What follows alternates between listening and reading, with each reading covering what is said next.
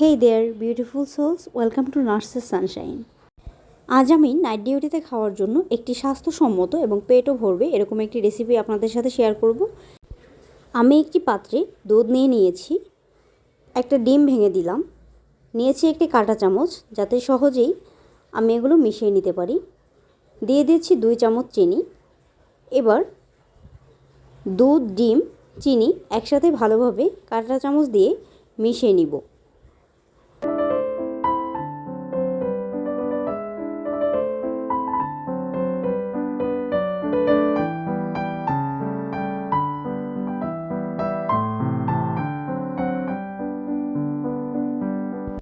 ভালোভাবে মেশানো হয়ে গেলে এবার আমি এটার সাথে মিশিয়ে নিচ্ছি আটা।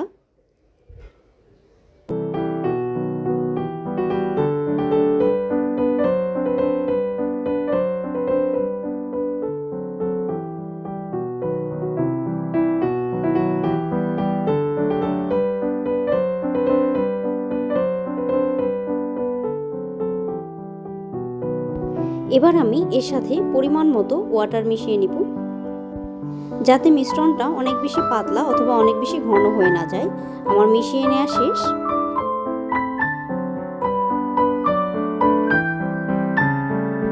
একটি প্যানে আমি তেল দিয়ে দিয়েছি। তেলটা ভালোভাবে গরম করে নিব এবং প্যানের চারপাশে ছড়িয়ে দিব। এবার আমি কড়াইয়ে প্যানকেকের জন্য ডো দিয়ে দিচ্ছি।